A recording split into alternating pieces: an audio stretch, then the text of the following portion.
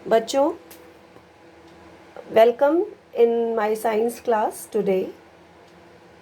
आज की क्लास में लेसन 3 का जो शीर्षक है पदार्थ की संरचना और प्रकृति, उसके बारे में मैंने प्रश्नोत्तरी बनाई है। क्योंकि आप लोगों से आमने सामने मुलाकात नहीं हो पाती, तो बहुत सारी चीज़ों को करके दिखाना संभव नहीं होता और आपके पास भी इंटरनेट और डेटा की समस्या है। इसलिए ये प्रश्नोत्तरी बनाई है जिससे कि आप आने वाले समय में क्विज़ और प्रश्नोत्तरी के लिए अपनी तैयारी घर बैठे कर सकें।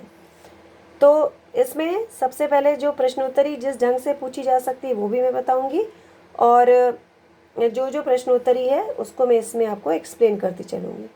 जैसे पदार्थ क्या होता है, तो पदार्थ वह होता है जो स्थान घेरता है, जिसमें भार होता है और जिसका ज्ञान हम अपनी इंद्रियों द्वारा कर सकते हैं।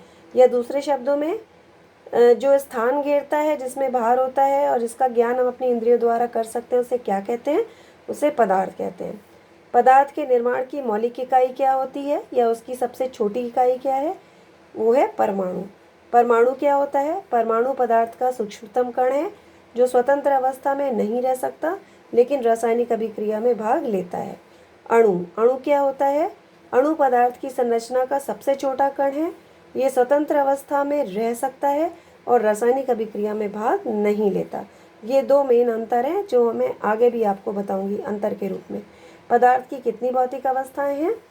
3 भौतिक अवस्थाएं हैं, ठोस, द्रव और गैस। पदार्थ की 3 अवस्थाओं का कारण क्या होता है? पदार्थ की 3 अवस्थाओं का कारण है उनके अणुओं की व्यवस्था। 2 अणुओं के मध्य के स्थान को क्या कहते हैं? 2 अणुओं के मध्य के स्थान को अंतरा अणुक स्थान कहते हैं। और 2 अणुओं के बीच लगने वाले आकर्षण बल को क्या कहते हैं? 2 अणुओं के बीच लगने वाले आकर्षण बल को अंतरा अणुक बल कहते हैं। फिर हम आते हैं परमाणु और अणु में मुख्य अंतर जो आपके क्लास के स्तर के हिसाब से है। परमाणु को एटम भी कहते हैं और अणु को मॉलिक्यूल भी कहते हैं। तो एटम क्या होता है? पदार्थ के निर्माण की सबसे छोटी इकाई होती है, जबकि परमाणु मिलकर के अणु का निर्माण करते हैं। उदाहरण के लिए हाइड्रोजन, केवल H लिखें तो वो एक परमाणु है, जबकि अगर H2 लिख दिया तो वो हाइड्रोजन का एक अणु है। फिर परमाणु स्वतंत्र अवस्था में नहीं रह सकता, जबकि अणु स्वतंत्र अवस्था में रह सकता है। परमाणु रासायनिक अभिक्रिया में भाग लेता है लेकिन अणु रासायनिक अभिक्रिया में भाग नहीं लेता है। दूसरी बात, अणु को बनाने वाले एक प्रकार के परमाणु भी हो सकते हैं या एक से अधिक प्रकार के परमाणु भी हो सकते हैं। फिर हम आते हैं आपके क्लास के अगले टॉपिक पे, ठोस, द्रव और गैस। कि कोई भी वस्तु ठोस, द्रव और क्यों होती है, उनके बीच में क्या अंतर होता है। तो आप सब जानते हैं कि अणुओं की व्यवस्था के कारण, अंतराणुक व्यवस्था के कारण 3 अवस्थाएं होती हैं, ठोस, द्रव और गैस। तो ठोस में अंतराणुक स्थान बहुत कम होता है, द्रव में ठोस से अधिक होता है और गैस में ठोस और द्रव से बहुत अधिक होता है। फिर अंतराणुक बल की बात करें तो ठोस में अंतराणुक बल बहुत अधिक होता है क्योंकि अणु बहुत पास होते हैं। द्रव में ठोस की अपेक्षा ये बल कम होता है और गैस में बहुत कम होता है। फिर आयतन की बात करें तो आयतन ठोस का निश्चित होता है क्योंकि अणु बहुत पास होते हैं। द्रव का आयतन तो निश्चित होता है और गैस का आयतन निश्चित नहीं होता है। आकृति की बात करें तो ठोस की आकृति भी निश्चित है, यानी आयतन और आकृति दोनों निश्चित है। द्रव का आयतन निश्चित है लेकिन आकृति अनिश्चित है क्योंकि इसे जिस बर्तन में डाला जाए उसका आकार लेते हैं। जैसे ग्लास में डालो तो ग्लास का आकार, बाल्टी में डालो बाल्टी का आकार। गैस की आयतन भी अनिश्चित और आकृति भी अनिश्चित। घनत्व की बात करें तो ठोस का घनत्व तो बहुत उच्च होता है ठोस में, जबकि द्रव का घनत्व ठोस से कम होता है और गैस का बहुत कम होता है। तरलता, यानी ये बहते हैं कि नहीं बहते हैं, तो ठोस नहीं बहता जबकि द्रव और गैस में तरलता का गुण होता है और ये बहते हैं।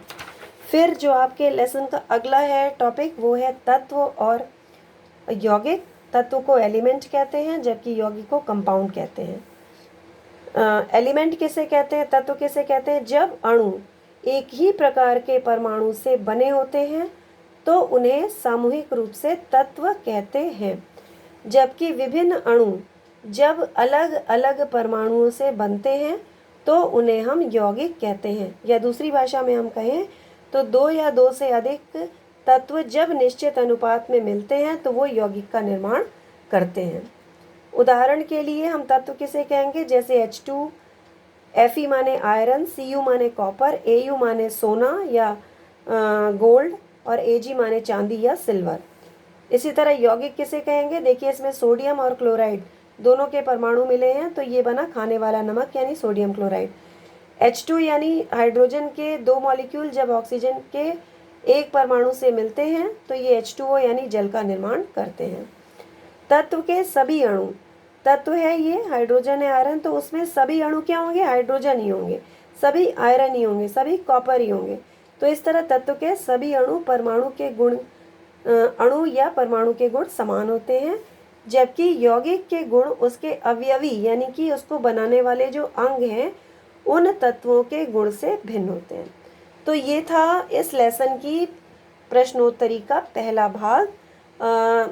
चूँकि वीडियो मैं छोटे बनाती हूँ इसलिए अगली प्रश्नोत्तरी की प्रतीक्षा तक धन्यवाद।